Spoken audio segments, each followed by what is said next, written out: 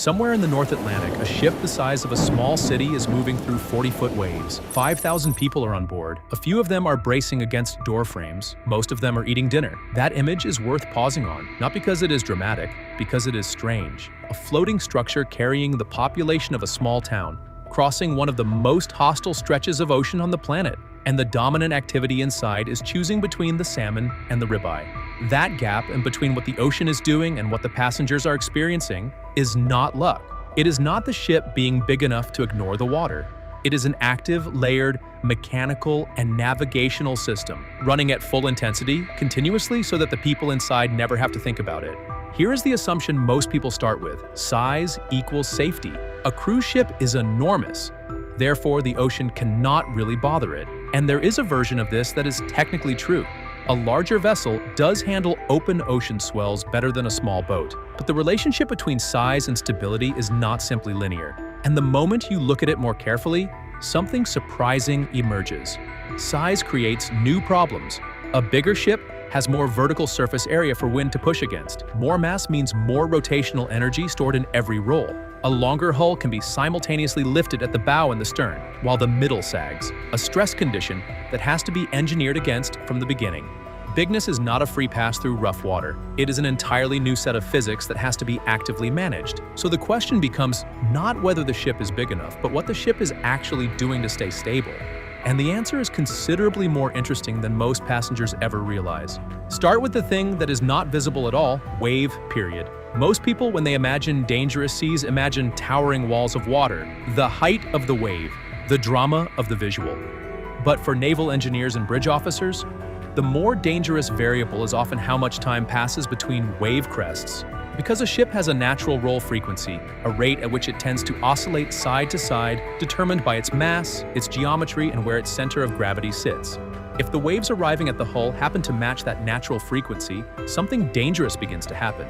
Each wave adds a small amount of energy to the roll, then the next wave adds a little more. The motion amplifies, not explosively, but persistently. A ship in moderate, rhythmic seas at exactly the wrong wave interval can find itself rolling further and further with each cycle, not because the water is violent, but because it is synchronized. This phenomenon has a name: synchronous rolling.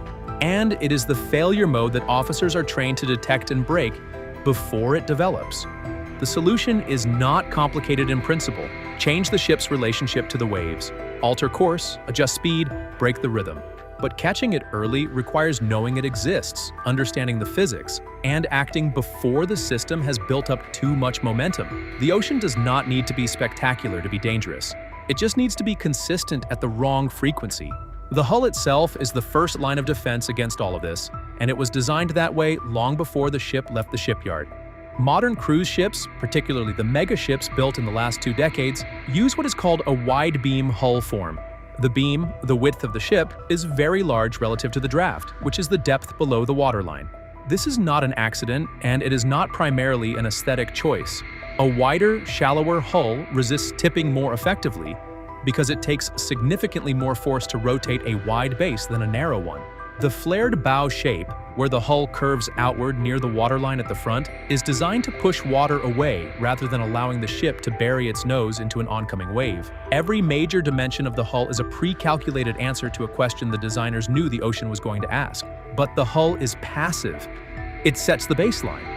The real sophistication is in what the ship does, actively in real time while the storm is happening. Every modern cruise ship carries an enormous ballast water system. We are talking about hundreds of thousands of gallons of water distributed across tanks built into the lower sections of the hull. These tanks are not static.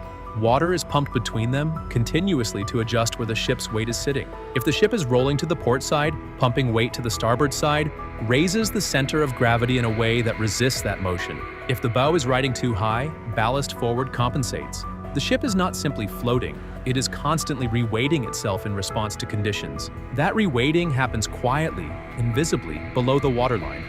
While passengers walk between the buffet and the pool deck without noticing anything unusual, there is also a number that governs all of this, and it is worth understanding because it defines the invisible boundary the whole system is designed never to cross.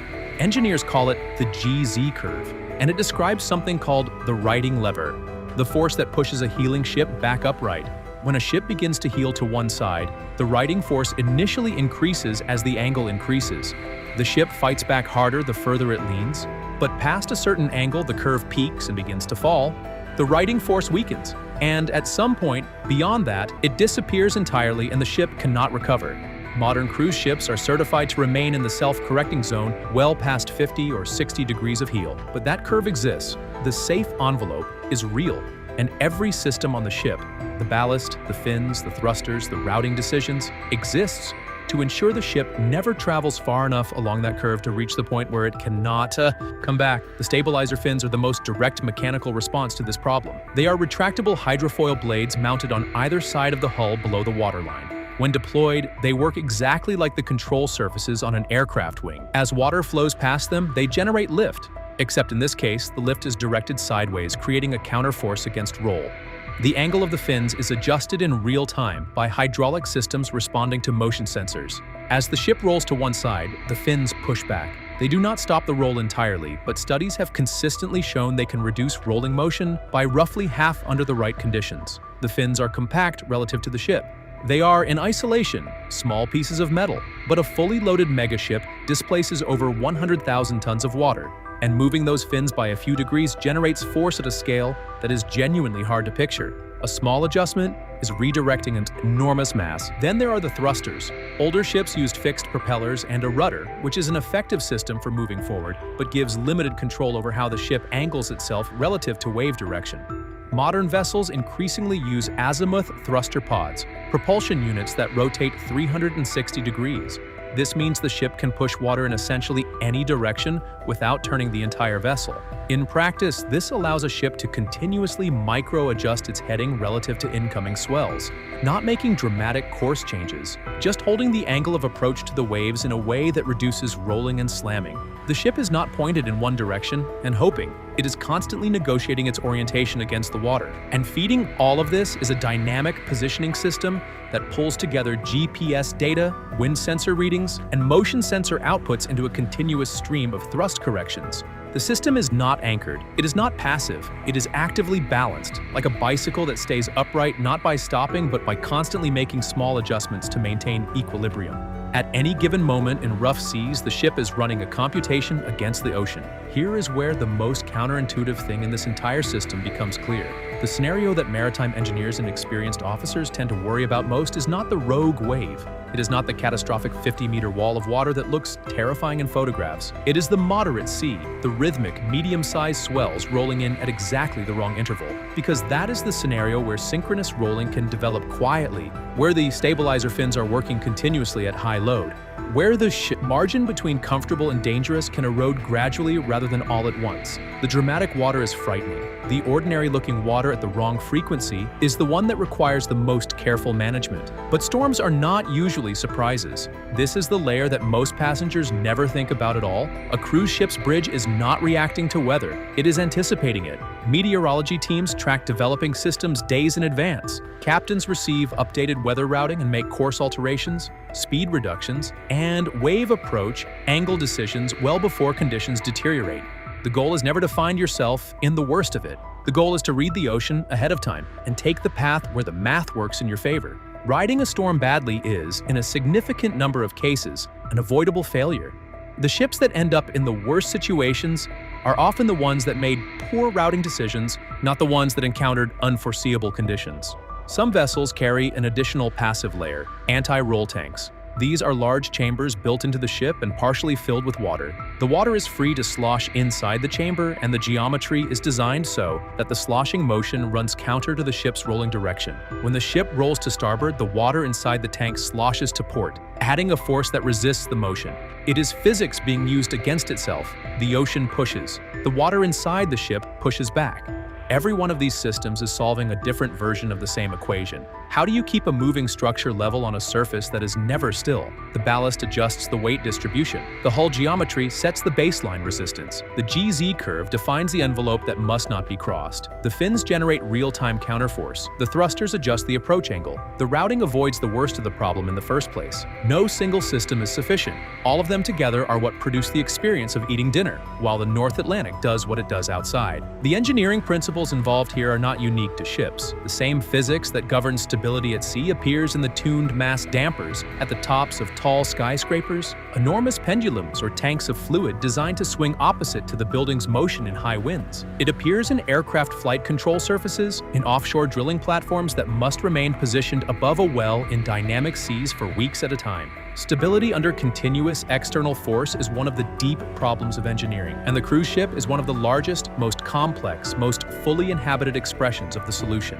There is an honest boundary here worth stating directly. The engineering is not a guarantee. It is a calibrated answer to a statistical question. Designers look at the worst sea conditions the ship is likely to encounter across its operational lifetime and engineer a vessel that can handle them with appropriate margins. But the ocean occasionally produces things outside those statistical models. Rogue waves, single waves of anomalous height arising from the convergence of multiple wave systems, are real and documented. A wave of sufficient height arriving from the wrong angle at the wrong moment in the ship's roll cycle represents something the system may not fully absorb. The engineering accepts a residual risk. The goal is to make that risk as small as physics and budget allow, not to eliminate it entirely. No credible naval architect has ever described a ship as unsinkable. The honest version is engineered to survive what we know the ocean is likely to do with margins that account for the unexpected. So come back to that image. 5,000 people on a ship moving through 40-foot seas, most of them eating dinner. The small number experiencing mild discomfort are not victims of a system that has failed. They are the minor edge effect of a system working exactly as designed. The mild inconvenience is the proof. The ocean is doing its job. The ship is doing its job. And the gap between those two facts, the gap that makes dinner possible while the water outside climbs 4 stories and is not luck, not size, not passive endurance, the ocean does not get smaller. The ship does not get lucky. What actually happens is that thousands of engineering decisions made in a dry dock years earlier are continuously executing in real time in water no one on board can see. The fins are moving, the ballast is shifting, the thrusters are adjusting, the bridge team is reading the wave period and holding the angle. A system of remarkable coordination and invisible precision is running at full effort so that nothing dramatic needs to happen inside. Most of the time, dinner stays on the table. That is what the machine is for.